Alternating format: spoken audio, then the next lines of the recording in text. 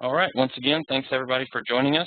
Today's Wildlife for Lunch webinar is on Who Owns the Water, presented by Charles Porter, an assistant professor of university programs at St. Edward's University in Austin. Today's webinar is made possible through funding provided by the San Antonio Livestock Exposition Incorporated, and it's hosted by the Texas Wildlife Association and the Texas A&M AgriLife Extension. With that, Charles, I will pass the controls over to you and let you get started. Okay. Thank you, Clint. Can everybody hear me? Here we go. I'm Charles Porter. I have intensely studied water for the last 10 years. I teach at St. Edward's. I teach the members of the legislature. I focus and write books and articles about water around Texas. Today, I'm going to discuss, and the topic is Who Owns the Water, and a subheading is Sharing the Common Pool, Water Rights in the Everyday Lives of Texans. That happens to be the title of my new book that comes out soon. This is the cover of the new book. A&M Press is nice enough to publish it for me. It will be out sometime later in the spring. You can now get a copy of it or buy a copy of it in advance through the A&M Press, University Press catalog. The goal in writing this book was to write a book so that the everyday Texan, not just lawyers and hydrogeologists and others, can begin to understand better the complications of water rights in Texas. We're probably the most unique state in the union in that regard. Back in 1955, Judge Allred, who was the past governor of Texas, at that time a federal judge, wrote in an official opinion, and it was interesting what he wrote. He said, water rights in Texas are so hopelessly confusing, no one can make sense of them. And I think that's been a general attitude for many years, but it can be clarified. We can understand them if you look at it and break it down in a certain prescribed method. I wrote a book a couple of years ago called Spanish Water and Lango Water about water development in the early days of San Antonio. And of course, water rights and our water rights in Texas all stem back to the old Spanish law, which had developed from Roman law and Moorish law and passed over to the New World. This general overview cannot ignore the background that we have in Spanish water, because no matter, as we moved through in our history, as we moved into, after 1836, we formed the Republic of Texas. We adopted English common law, but yet we still honored all Spanish water and land grants. We'll discuss that as we go today.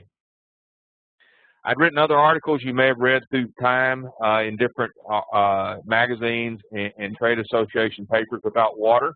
The first thing to remind us about water in Texas is that there's no such thing as normal rainfall. If you look at this compiled chart from 1700 and 1900, you'll see that there are droughts and deluges across Texas. We never seem to have normal rainfall. If you look at the zero line, that's what would be considered normal. And as you divert below and above it, you see we go from drought to flood. As we hit these big drought periods, we have major policy decisions in Texas. And we all know that we're up against the 8-ball in water right now. 2012, we had our new state water plan published, and the cover letter written by Ed Vaughn, who was the chairman of the commission at that time, said we don't have enough water resources in Texas to meet our future needs and growth. And, you know, without water, we can't grow. We've got to be better about conservation. We've got to better understand all our rights in water. As you float through this chart, you'll see in the middle 1850s, you'll see we went through a major drought before the Civil War.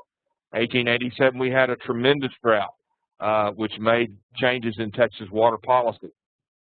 Now, I want to talk a little bit about the prelude to community in Texas, because there are two examples of how we formed our communities around water, surface water and groundwater.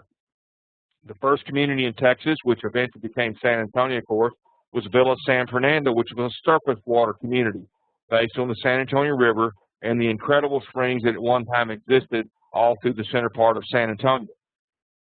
These are the roots of water rights in Texas.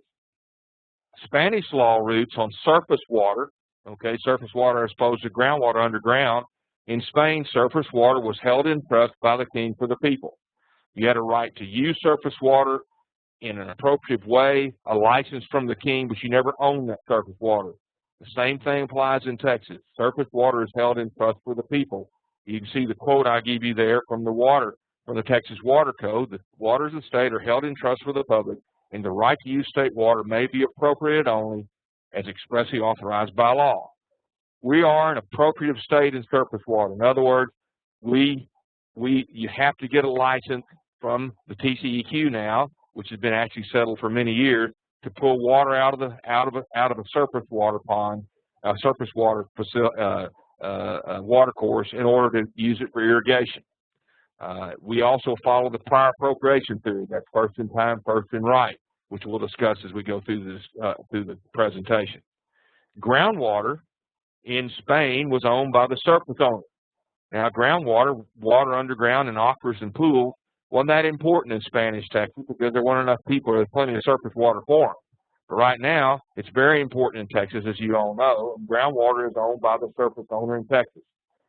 Most of us have felt that was the law for many years, but it was further confirmed in the 82nd session of the Texas Legislature by Senate Bill 332 by Senator Frazier that made it clear that groundwater is owned by the surface owner and landowner in Texas.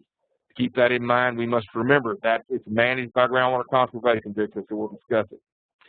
This is a map in my collection. Of course, I didn't draw on the map, but I did on a photograph of it in 1928 that shows you San Antonio. The San Antonio River up in the top kind of right-hand corner is where the spring started, flows through Brackenridge Park, comes down where the big horseshoe bend is in the river down there where the Alamo is, the River Center Mall, and parallel to the San Antonio River is San Pedro Creek, which starts up at San Pedro Springs. At one time, Dr. Dale Winterger, who wrote a book called The Explorer's Texas, he said in that book, at one time, this area of Texas probably was the greatest set of springs found anywhere on earth. Some of you may remember years ago, some of the downtown buildings in San Antonio would flood at times from groundwater. A friend of mine was remodeling a home in Terrell Hills about 8 years ago, and they were pumping thousands of gallons a day out of the basement. When they developed Terrell Hills and Alamo Heights back in the 15s and 20s and 30s, concrete trucks pulled up and dumped concrete down all the springs and seeps in that area to stabilize the ground and stop the spring. So this was a major reason why the Spanish came to Texas. The most important spring that fuels the San Antonio River is San Antonio Spring, which at one time was called Worth Spring. It's found on the Incarnate Word campus. It flows sometime. This happened to be a time when it flowed when I was there. Sometimes it's dry. It flows through in crystal clear water. And it's interesting, if you read my Spanish Water, Anglo Water book, you'll read about the diaries of people that came through in the 1840s and the 50s and even earlier in time, even as early as 1709, and talk about the crystal clear water flowing out of these springs that form the San Antonio River. This is, as you look down from that spring, the original flow out that formed the San Antonio River. This is where the flow is in a confluence on the Incarnate Word campus of Alamos Creek tying into the San Antonio Spring. As you go up around the corner, sometimes the springs flow with the Episcopal Diocese of West Texas. In fact, I've been there walking through their grounds right behind 200 Patterson, which is a high-rise condominium project behind the HEB on Broadway. I've walked through their grounds many times when the springs were flowing, and there's springs everywhere. It's crystal clear water. It's an amazing thing to see. When the Spanish first came to Texas and came into that area in 1709, Felix Isidro Espinosa noted that at that time, the San Antonio Spring was a 9-foot-high geyser, which is kind of an amazing thing to see. I wish we could see it again someday. Another example of a spring at the Episcopal Diocese of West Texas grounds. The Spanish related and associated water, living water, spring water, with the living Spirit of Christ. As you know, Spain was a small Iberian nation. They came to convert the Native Americans into Spanish-speaking Catholics by bringing them Christ, and they felt that the living Spirit of the water related to the living Spirit of Christ. So it all fit together. They formed 5 missions on the San Antonio River. The first, of course, being Valero, which is better known as the Alamo. It was a transfer from the Rio Grande. They formed at site San Jose Mission in 1720 and transferred 3 East Texas missions in 1731. All these missions existed because of the aorta of life that the river created. These were irrigation communities, irrigation societies, and some of that irrigation system, 50 miles of Vesagas, are still there. Why is this important when you're talking about ownership of water in Texas? Because so many of our water allocation and methods and methodology in water, managing water, surface water, come from what these people did in these early years. They learned to share the water. They learned to appropriate the water. They learned the water as a common pool for everyone to use to maintain the community. You don't need to try to read this. You can see it in my book. But this was the first water management policy in Texas, written in 1731 by the Viceroy. And he said several things. He said when there was a dispute about water between the Franciscan missionaries running the missions and the Canary Islanders coming over, he said, you're going to share and divide the water. You're going to follow our prior law. You're going to rotate and apportion the water each other, and you're going to conserve and cooperate and conserve the water. All this system sets up the same thing that we have now. Prior appropriation of the water for irrigation purposes, conserve the water, and all the acequias that still flow in San Antonio, they all flow back into the river, following the old Roman policy that water ought to flow the way it used to flow. Very much an environmental policy back in those days. This is a drawing from a book that I found in England, and it shows that the Native Americans, very much romanticized, of course, in their dress, dug these acequias without a transit, only under the supervision of the Franciscan friars, without a written manual, and they made these irrigation ditches, 50 miles of them worked through San Antonio by free flow. Pretty interesting. The other thing you see in this drawing are the Spanish soldiers that are there, dressed in, again, romanticized dress. But one interesting thing about this drawing shows they're not protecting the Native Americans from outside. They're keeping the Native Americans working, which is something that historians consider now. This was San Jose Mission in 1928 after it collapsed. Of course, we were lucky and preserved these missions, thank goodness, through the 30s. This at one time was a mock-up of San Jose Mission, and this is what it looked like in the mid-1700s. Can you imagine riding over a hill and seeing that mission, all based and could not be there without this irrigation system? Photograph I took in 2005. In 1973, the Texas Tech Engineering Department came and did as-built drawings of the entire acequia system in Bexar County. These as-built drawings are at the Library of Congress in Washington. They're very important to look at and notice because it shows the genius of the Spanish at that time. Again, many of these acequias still run to this day, almost 300 years later, which to me is incredible. I've walked almost all of them. I've jumped, trespassed, found every inch of them that I could find. And to see the water still flowing in them, free flow like it was in those days, I think is an amazing feat. This was the acequias, I think, were the first municipal water system in the United States. They started to flow in 1716 when the initial settlers came that would eventually be incorporated into Mission Valero. This was a picture around 1910 of the Alamo Madre acequia, the mother acequia to the Alamo, and people you can see cross the acequia, wash their clothes in it. This is one of the diversion dams. The unique thing about the San Antonio River was it's a shallow river. Therefore, in those days, you could build a rock and log dam to lift the water high enough to get into the acequia system, the head gate. This is the Espada acequia diversion dam, and part of it still exists to this day. Thank goodness. This was the dam at San Jose, photograph taken of it around 1910, 1912 by a German photographer whose photography is at the Institute for Texas Cultures, and he has many of these photographs. It's unique to get to see his granddaughter for scale always in those photographs. Every time there was a flood, these dams washed out in the Spanish era. They had to be rebuilt with rocks and stones. Again, they're weir dams to lift the water out of the river to go into the acequia system. This is today the Espada head gate, the Espada acequia. You can kind of barely see over here on the left-hand, at the upper right-hand corner of the left-hand picture, you'll see that's the dam that lifts up the water. It's the head gate, and it flows through Mission Barrel Park, works its way all the way back down, winding through following the natural topography down the Espada Mission, and flows back into the river. It's incredible that still flows to this day in ceaseless flow almost 300 years.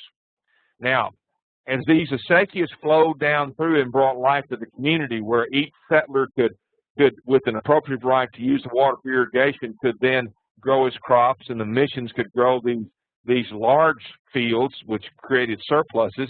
When it came to a creek, that water had to be lifted over the creek in an aqueduct. If not, you lose control of it into the creek. This is the Espada-Acequia Aqueduct, which is found right below Stinson Airfield, and this is a drawing of it in 1973. Here it is today. It has stood unmolested since 1731, 1732. The water flows. You see the prong in the middle of this photograph. The water flows through those arches, flowing down. And of course, when there are floods, and many times it's flooded 6 foot over the top of this aqueduct, it's not just water that flows. Boulders, huge trees. But it's to the Spanish genius. It's never been knocked down by that. The old story is that the reason the mortar held together so well is it was mixed with ghost milk and eggs.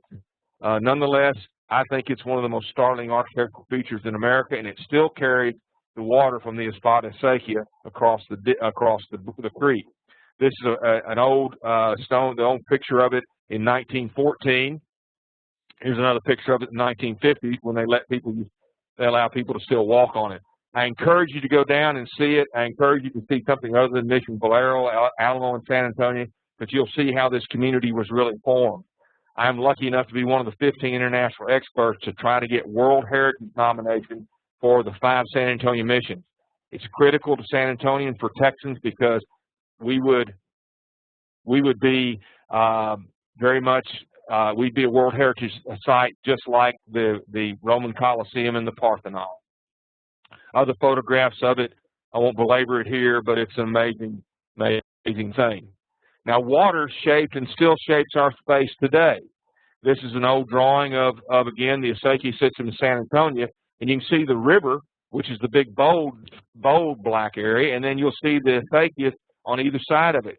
Notice these bacon strip shaped lots. That's that everyone could have a piece of the Acequia or the river.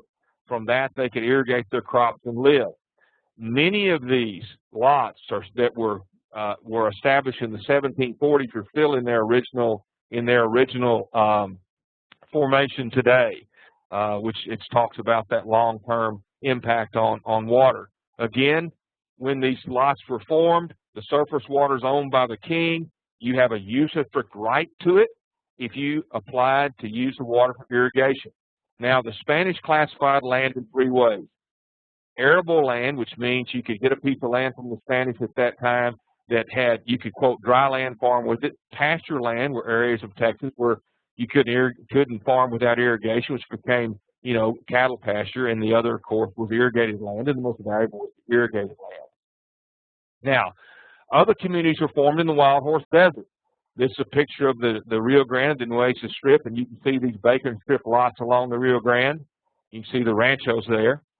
We still have it. Some professors still claim in Mexico that our boundaries have been Nueces, which of course I disagree with. But the Wild Horse Desert, they didn't have surface water there. So how did the ranchers develop that part of the country? They dug water wells.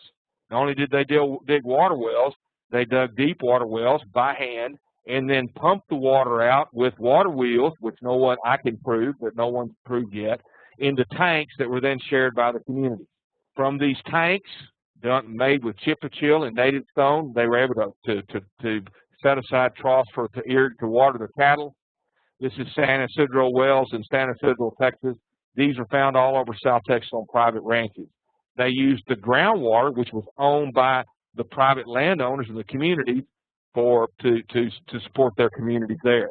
These are amazing remaining wells dating from the late 1700s, as you can see from these photographs.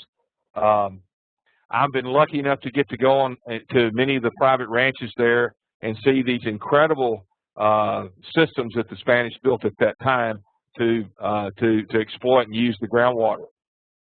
Now, as we move through into San Antonio's history, the oddest case that we have, of course, as we come through Texas, we have the rule of capture. Now, the way we determine ownership of water in Texas is in 3 geological containers. The first geological container is surface water, and that's water that runs in a water course. That's a water course is defined as anything with bed and bank where water flows or has an intermittent flow. When I teach this to real estate agents across the state, understand that surface water in that geological container is owned by the state of Texas. You have to get a permit to use it for irrigation.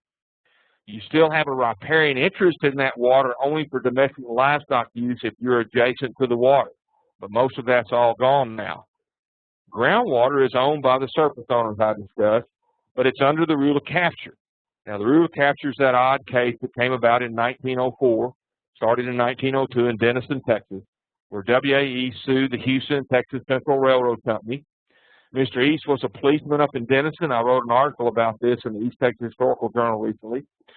Mr. East, Denison was named after George Denison, who was the vice president of the Katy Railway. In those days, railroads were developers, and many of the railroads in Texas came through Denison to cross the Red River and go to Chicago and up to New York to the east to gain the eastern capital and to bring our economy there. The railroad company came to Mr. East's door, knocked on the door, and said, we're about to build a locomotive yard over here, Mr. East. Tell me about the groundwater. Mr. East, the old story goes, he took him out in the backyard, had a 30-foot deep well, and they drank water together. 2 days later, the Houston and Texas Central Railway Company drilled a 60-foot deep well, 20-foot wide, and started to pump 25,000 gallons a day out of the groundwater. It dried up Mr. East's well. Mr. East, what did he do? Of course, he sued. The odd thing about this case at the district court level is Mr. East didn't pay a jury fee, which was a couple of dollars at that time. And I thought that was curious because in modern days, you'd want an individual going against a big, powerful industry to have his peers on the jury.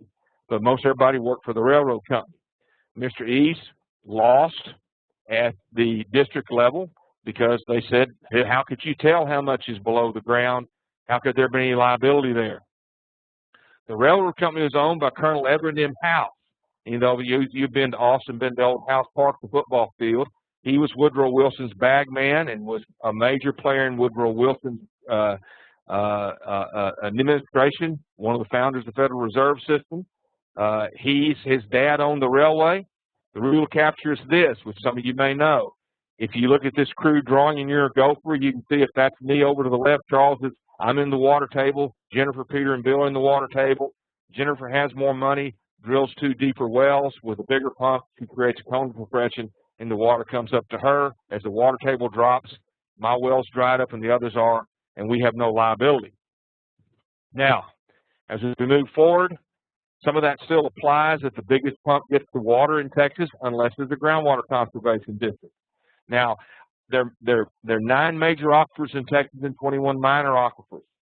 In some cases, like the aquifer down at the right-hand side of my drawing, you'll see that that can very well be true. The biggest pump can get all the water. Yet the other aquifers around Texas, the rule of capture might not really affect somewhat. So it depends on the aquifers, and they're infinitely variable. Now, we still honor the rule of capture in Texas. The last time we did it was in 1996. There was a lawsuit up around Jacksonville, Texas, where the Ciprianos and the Fanes sued Ozarka because Ozarka drilled a water well next to their farm. They had no other source of water and said, you owe us liability for drying up our water well. And the Texas Supreme Court said no, said that the rule of capture still applies. But Nathan Hex wrote at the end and said, legislature, pay attention. This may be the last time we're going to uphold this. Nonetheless, it's still upheld. It has been modified somewhat in 4 different ways. You cannot waste the water. You cannot take the water from your neighbor maliciously. And you cannot cause subsidence. Back in the 80s, a friend would develop it, pump some water out of the ground, and cause subsidence on Southwest Industries, Smith Southwest Industries land in Houston, and the ruling came out and said you can't cause subsidence. Also, the rule of capture can be modified by groundwater conservation districts, if and only if a groundwater conservation district exists in your area. Now, again, I said natural surface water is owned by the state. Groundwater is owned by the landowner. Diffuse surface water is water that rolls off your roof, comes across your land, and does not enter a water course. You can capture that water in stock tanks, and you can own that water. Surface waters under the jurisdiction of the TCEQ, groundwater is under the jurisdiction of the Groundwater Conservation District, where they exist, if they exist. Now, We'll move through this pretty quickly. 1967, prior to then, we had a bunch of lawsuits that went on continuously because we couldn't figure out how riparian rights under English common law may relate to our rights in Texas law and appropriate system. So what we did was the legislature, in their wisdom, which is the right thing to do, said anybody who had a claim to surface water in Texas had to bring that claim to up here to the Water Rights Commission. And during a period of 2 years, which took many years, we adjudicated those rights and came back and provided people with their final right to use water for irrigation. There's still some lawyers around that were in that process. 10,000 claims came to Austin. The smartest thing we ever did. All the surface water in Texas is now allocated. You can buy temporary permits. You might get an emergency permit. You can buy other rights from other folks. But bottom line is you've got to go through the PCEQ. We created water master areas also, and this is very important to consider. We've got the colored areas in this slide, if you can see it, show the different water masters in Texas. There's a water master up on the Concho River. The Concho River's on the of course, the Concho River in San Angelo. These water masters also have control of the water under the TCEQ, and even if you have, say, an appropriate permit to take 50 acre-feet out of the Concho River 1 year for irrigation purposes, you still have to ask the water master for the water that you want. And in the last probably 20 or 30 years, the water master up there told me they've never been able to give everybody the full right that they asked for because they share the water. This stems from the old Spanish word of the mayordomos. So it's still another part of that control, because as the water masters try to figure out and anticipate what water will be in the surface water, the water master will tell you how much you can ultimately have. That's really critical if you're going to sell a ranch in these areas. Say you're the seller of the ranch and you want to promote the fact you've got 50 acre-feet that you can appropriately take out of that creek, that river or creek. But if you've never done it and you've only ever been given the right to 10 acre-feet, you better disclose that to the buyer, or he might sue you for some misrepresentation. And 20 acre-feet of water, multiply that at $5,500 an acre-feet up to $7,500 an acre-feet, you get to be some real money pretty quickly. Groundwater is controlled by local groundwater conservation districts where they exist. 1949, the legislature passed the law that would allow groundwater conservation districts to be the preferred method of groundwater management in Texas. The first one was formed in 1951, the High Plains District up around Lubbock. We now have 99 GCDs that cover 173 of our 254 counties, or about 70%. One of the problems we face with groundwater conservation districts, they can modify the rule of capture, but they're woefully underfunded because we like local control. I did a study in the Texas Water Journal, which you can get online in Volume 4 about that. We have here the minor and major aquifers in Texas and the county. You can see some counties don't have aquifers, they still have groundwater. Here is an overlay of the major and minor aquifers in relation to the confirmed GCD. So you see pockets around this area in Texas that are blue where there are aquifers that don't have groundwater districts. That's a critical problem. I was the presenter and helped organize the Lone Star Water Conference down here in the blue area around where Washington County is, in Brenham. They don't have a groundwater district.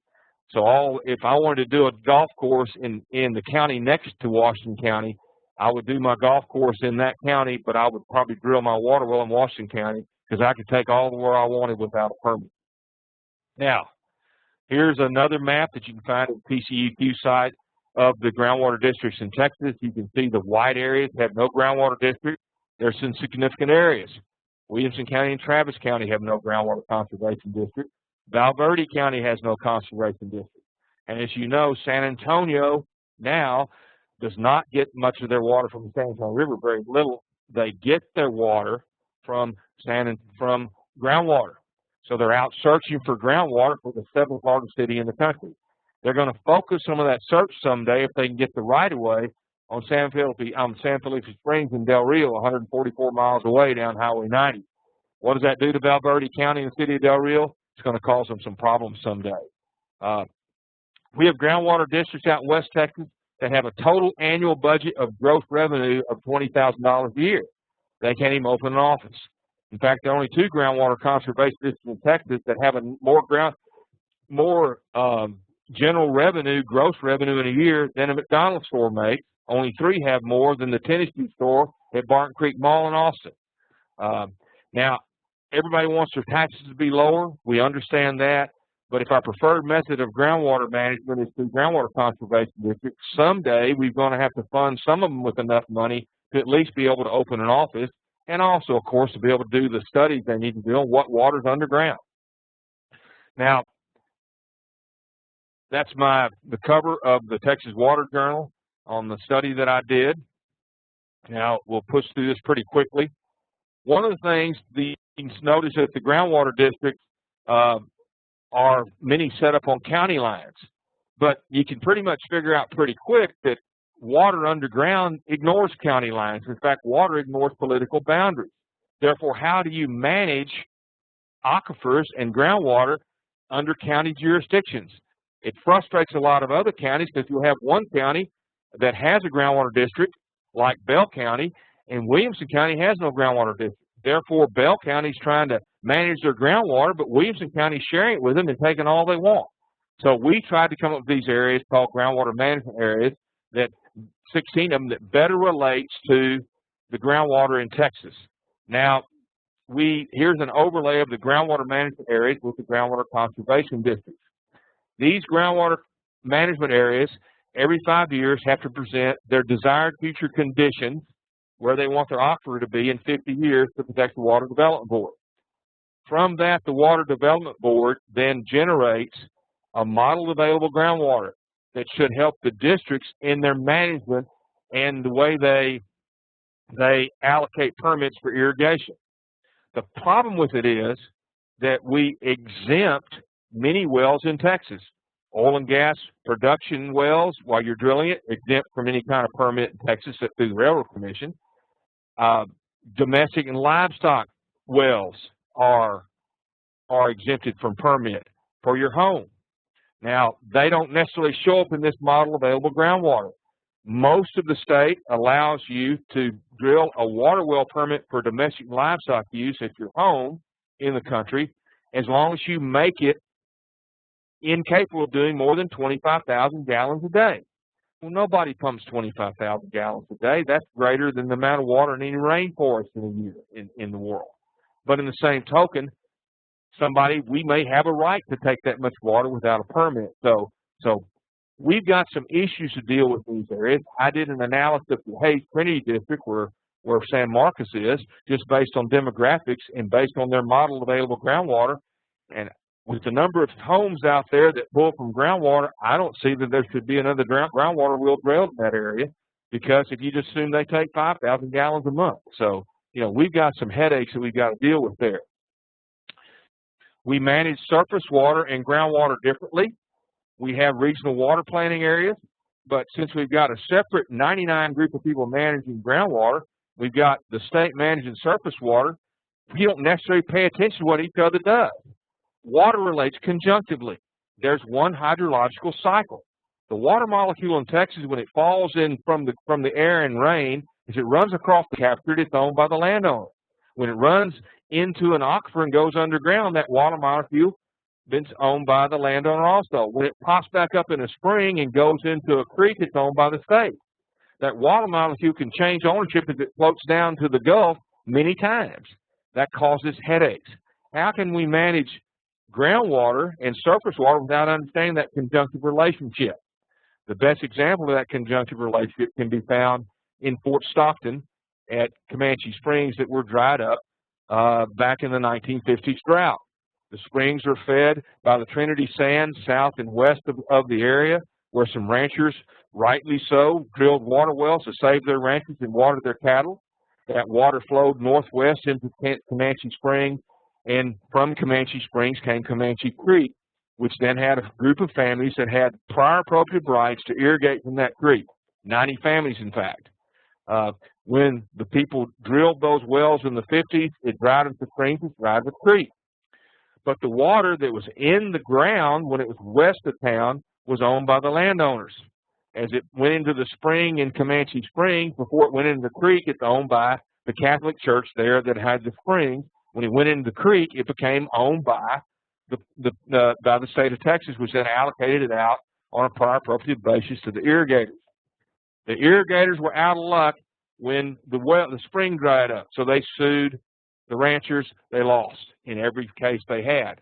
Today, you can try to follow Comanche Creek out of the springs that are still dried up, and it disappears under I-10. So we need to figure a way in Texas to understand the relationship to that we have conjuncturally between in water. Now, it's 12:36, so I want to have some time to finish up here. First of all, here's an example of the conjunctive relationship. Water from a pumped well can draw water from a spring and vice versa. Keep that in mind as we think about it. Water is complicated, and the most important aspect of it is the conjunctive relationship. But we can't see underground yet. Most of the groundwater conservation district managers that I've talked to, they all need more money to understand what water they've got. Some aquifers quickly recharge. Some take years to recharge. Some people that pull water out of the pool, they never recharge. It's a complicated system.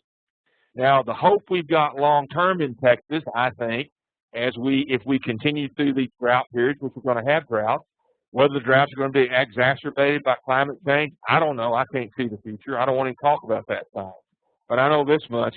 If we've got the growth coming that the demographic folks tell us are coming, with the existing water we've got, there's not enough water to serve those folks. We've got to have more conservation. We've got to better understand what we've got out there. Our hope is desalinating water and desalination. And we've done that very successfully in El Paso. El Paso shares the Waco-Bolson aquifer with Juarez. As Juarez grew, they drew down the aquifer on the side at El Paso, which caused the water to reach into the salt table there. El Paso did the K. Bailey Hutchinson ground desalination plant, where they can eventually desalinate a net 15 million gallons a day. Desalination's worked for years. It's worked offshore, but there's a problem with desalination. You've got to find something to do with that sludge or the washed out water. You've got to put it somewhere. In El Paso, they sent it out 22 miles and re-injected it underground 4,000 feet. Now, they were able to do that in 2 years and build the plant. The reason why that is because they didn't have right-of-way problems. They went through Fort Bliss. But we also have just compensation in Texas, United States, and they can't take our land for right-of-way without just compensation. So my argument is we need to be acquiring right-of-way for pipelines and water pipelines so we can share the water across Texas. Clint, I'm at 12:38 now, and I want to give some time here for people to ask questions and answer them. I've done a quick overview of water. To sum it up, keep in mind surface water is owned by the state of Texas. It is managed by the TCEQ and their water masters. There's lots of controversies about it. If you're in Austin, you know about the Lower Colorado River Authority and its curtailment of water to the downstream holders of water. You'll see that happening across the state more and more through this drought. Diffuse surface water is owned by the property owner. Once it runs off the roof, that's why you can capture it in barrels off your roof now or stock tanks. And groundwater is owned by the surface owner. The headache with water underground is that it's fugitive, it moves around all the time, and you can't put a brand on it. So you'd be watching the courts to begin to try to determine, what's just compensation, what's damage does someone else do when they're pumping water away from somebody else. How do we allocate all that water?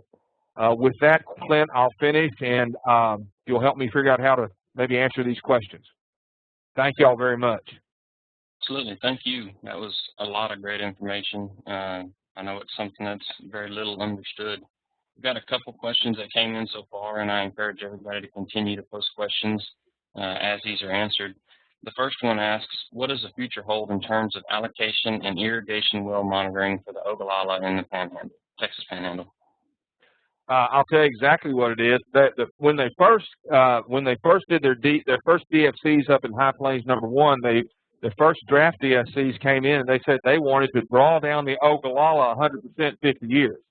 Well, the Water Development Board didn't quite agree to that, and so their idea is to draw down the Ogallala to 50% in 50 years. You're not going to be able to grow cotton in Littlefield, Texas without it. The well monitoring exists very well up there. There's 1,310 some odd or more in the High Plains District alone, center pivot irrigation systems. They've really made a lot of headway that I can see up there as far as in making their irrigation more efficient by not spraying it up in the air in the center pivots, but dragging it along. I think there's a big chance that they'll find more and more conservation up there. But we got to have some more rain, and it's separate. There's a break around the Canadian River between the upper Ogallala, which goes in Nebraska, and Oklahoma, and Kansas, and the lower Ogallala, where we are. Most drought water conservation districts now, even the domestic well, they require some kind of metering, and I strongly recommend everybody, whether a meeting is required or not, to put a meter on your water well, because Texas honors historical use. And the meters, they're not going to charge you for your water in most cases, but we need to figure out how much people are really using. Okay. Next question. Next one says, what potential do you see for water recycling and similar conservation efforts in Texas cities? I think, and I see this from Park Brown, I think that there's a great potential. And one of my old friends, who was Tim Brown, who was the general counsel of the Water Rights Commission all through the 60s and for 17 years, is writing an article about this. Should we force people to conserve water in our cities? That's kind of an anathema to people in Texas. Water recycling is happening right now. Austin, out here at the Mueller Old Airport, we've got a big subdivision there. We're using recycled water all the time. When you use reuse water, then that's less water that could potentially go through the system back into the Colorado River. And across the world, most of the water below major cities is affluent anyway in the rivers, because we take all that water out, run it through our sewage treatment plants, and put it back in. Conservation efforts, to me, I think the big thing is to give people tax incentives to conserve water. A lot of people will come in and say, well, the best way to do it is just charge the heck out of people for water. Make the first 4,000 gallons a month free, and if they go to 10,000 gallons a month, make it geometrically more expensive as they go up. Maybe that's a solution. I don't know. But we've got to figure out a way to conserve water. But you're seeing Texas people do that now. That's the beauty of it. The people in San Antonio use about 140 gallons a day per person. The people in the Dallas area, it shows they use 475 gallons a day. Now, that's kind of skewed because of the industry up there. But the bottom line is we have to all conserve more. When my grandfather, I remember when I was a kid, and he was from Taylor, Texas, Grandpa caught every drop off his roof, and he used that water very, very judiciously. I think we all have an opportunity to do that. That's what I'm trying to drag our students kicking and screaming through at St. Edward's in our water workshop. So when you're brushing your teeth, don't leave the water on. Don't take 30-minute showers. Pay attention to what you're doing.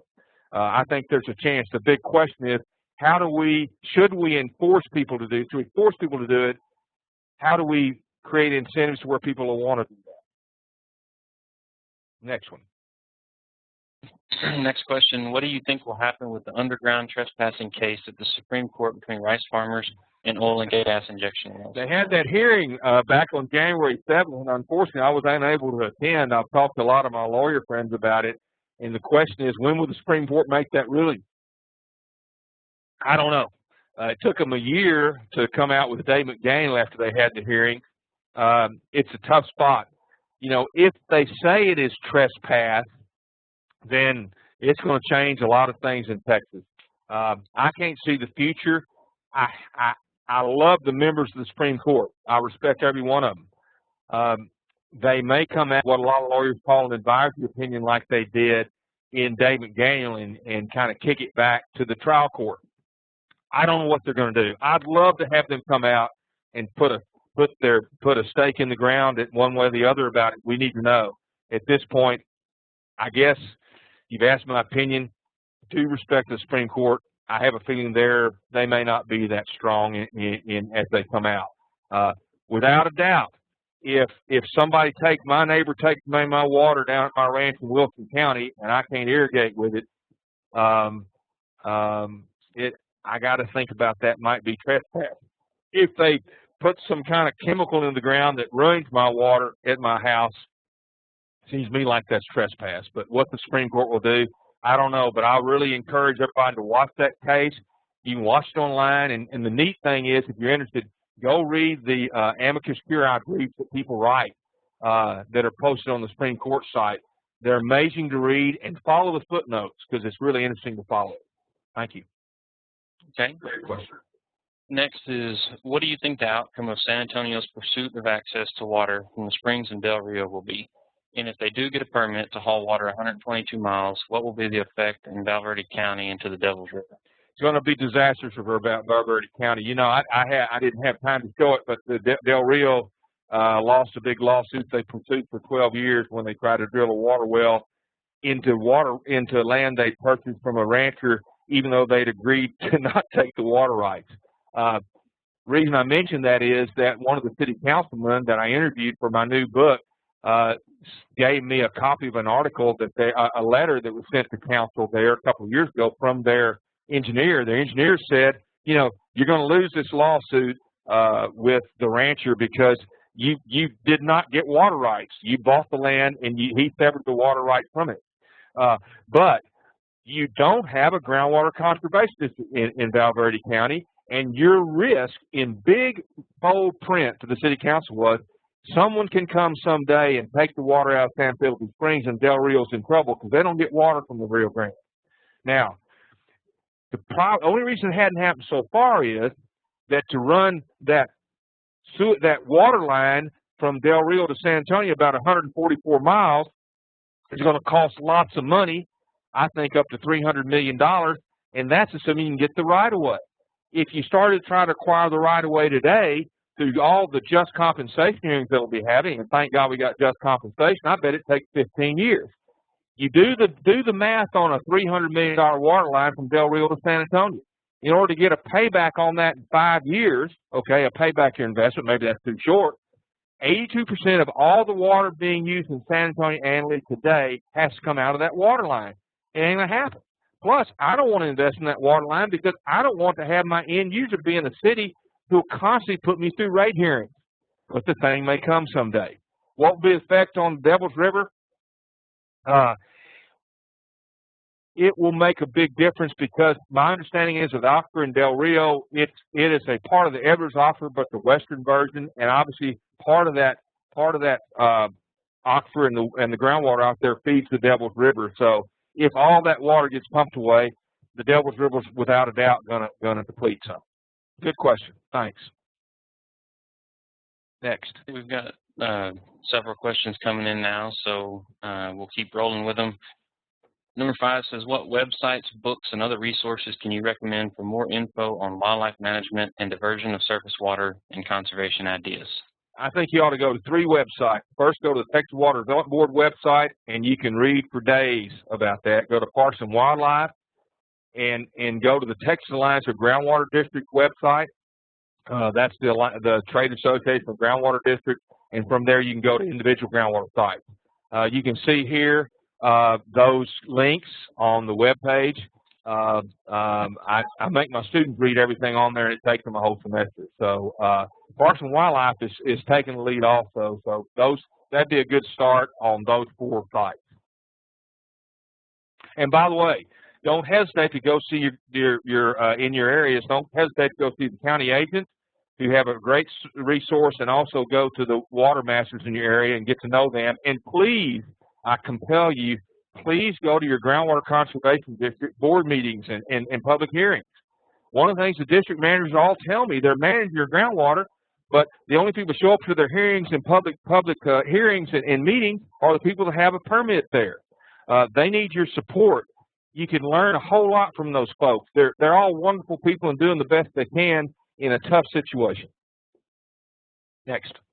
Okay, I'll add you and wildlife.tamu.edu for some additional resources on that. Those are great sources. Great sources. The next one says, I understand that if a landowner can catch the water from a spring before it enters a waterway, it belongs to the landowner. Is that correct? That's correct. Now, the headache with that is, you know, if you can't have a spring, like if I had a spring on my place and it was for years had flowed out into Cibolo Creek, I'm not now going to be able to pump that spring dry because it does provide the flow into Cibolo Creek. Now, if that spring or seep comes up on my property and it never has depleted into a water course, it's just been a pond, That's my water and what I want to do with it. However, Chuck, anytime you have a question like that, I think it's critical that you get a ruling from the TCEQ about that, because the fines for misusing that water in a water course can be $5,000 a day. They're good people. They're going to respond to you. They've got local representatives in your area. And, you know, again, if it stays in that pond that the spring creates and has never gone into water course, it's your water. Bill Abington. Ready? Yeah. Yeah. Are there currently, go ahead. You want to go right ahead. Are there currently pipelines in place to transport groundwater into private ranches to urban areas? Yes. They're usually shorter pipelines. There's some that have just been approved down in South Texas. They're short pipelines. Some of the people, they're private water companies that are trying to do this all over Texas. There's one that's now working on bringing water from the Bastrop area down into Hayes County. They just signed a contract with the 4-Star Group for 45,000 acre-feet a year. They don't have the full permit yet from the Lone Pines District, but that's coming. These are mostly shorter pipelines, Bill. And I think the biggest headache everybody's got is, even though they've got the right eminent domain, it's how you can link a long enough pipeline, since all our ranches are now fragmented in such smaller places. My argument has been for a while, let's use a little bit of this $2 billion to at least set aside easements through our general land office, and set aside easements someday that at least we can link in as we move water around the state. But you can tell from that vote, the people in East Texas who got water did not want to use that $2 billion, and even some of my friends in West Texas voted against it because they didn't think they'd get the water, thought it'd all go to the city. But there are more and more projects going on, Bill, so be watching for that. And the last one for now, what is the current reserve situation of the underground aquifers in the hill country? After several years of drought, any idea how long it could take to refill the aquifers to normal levels? At this point, many of the aquifers in the hill country are in tremendously bad shape. The best source, I can't answer that off the top of my head. The best source is go to the Water Development Board and also go talk to the groundwater district in that area. The hill country area up there within a PGMA, a priority groundwater management area, they're running tests at all times. It depends on the aquifer. The Evers aquifer, of course, recharges quickly. It's a fast recharging aquifer. When it rains down around Sabinal in the watershed, Evers aquifer recharges quickly. Other aquifers take a long time to recharge. And the tough thing is, Mike, that every aquifer is so different. They're doing tests out there on the Trinity Sands because Clayton Williams wants to run water from his ranch up to Odessa. I was told by hydrogeologists out there that the test wells they've drilled have cost $1 million each to try to figure out how much water is available. I think after several years of drought, those aquifers in the hill country are in big trouble. One thing that people need to think about the hill country, and I guess we're about to end, watch what old Bamberger did there in Blanco. He cut out the cedar. He changed his whole property. Cedar is an ancient, like a shark. All it does is eat water constantly. It's really western red juniper, but it's one of the things that people in Bosque County and other areas want to talk about is let's get some money to start cutting out this cedar, because the cedar sucks it up. Salt cedars, you see what that's done to West Texas, but our regular old juniper, which is napalm when it dries up, we need to cut that stuff out because it's sucking up water and not doing any good but giving us all allergies. So we've got to look at a holistic system of our whole water environment. We've got to look at all the water in the watershed. We've got to recognize the conjunctive relationship of water. We've got to figure out some way to relate groundwater to surface water. And we've got to give the Water Development Board and the TCEQ and the groundwater districts the money to determine how fast all these aquifers recharge. What do we need to do in a slow recharge aquifer? We need to maybe have some restrictions on the way that water is used. If I've got a domestic livestock use well during a drought, maybe I shouldn't be allowed to fill up my swimming pool. Now, you know, I don't want to lose my swimming pool and I don't want to lose my property rights, but it's a common pool for everybody. Let me tell you something. If 1 or 2 cities in Texas start to lose population because of water, it's going to hurt our whole state. And my question is, are we South Texans, West Texans, Central Texans, or are we Texans? And I hope we're Texans. All right. Thanks, Charles. Pretty strong there at the end. I'm sorry. Yes, sir. No, it's quite all right. I'm going to give it just a few more minutes for some questions if they want to come in. I wanted to remind everybody to fill out the survey at the end of the presentation. Your responses are very important to us, and we use those for future presentations and to know how we're doing. Also, I posted a link a little ways up in the chat window. You can view this and all of our other webinars at the link that I posted there. So about, I say midweek to the end of next week, I should have this webinar up and posted. So if you want to go back, look through it again, see the information, maybe follow some of these links, it'll be posted up there. Please don't hesitate to email me or call me. I'll be glad to talk to anybody. Okay. I will, do you have, let's see, was your email address on any of these pages? It's on the front page. The front page, okay. The opening page has my email address, and just in case I didn't put my cell phone's there also. Please don't hesitate to contact me. I'm sorry, it's got my link. Go to charlesporter.com and my email address is there. It's real simple, crporter@fbcglobal.net. Okay. Don't hesitate to call me, though. I'll be glad to. I've given lots of speeches around the state, and I'm happy to do it and don't charge for it. Okay, I appreciate that. Our next webinar is going to be February 20th. It's going to be the third Thursday of February at noon. It's going to be on conservation easement, so if that's of interest to anybody, please join us for that one. And it doesn't look like we had any more questions come in, so with that, we'll wrap it up right on time. Okay. I really appreciate it, Charles, and you're welcome. Look forward to talking with you in the future. That'd be great. You're welcome. Enjoyed it. All right. Thanks a lot. Sure. Bye. Bye.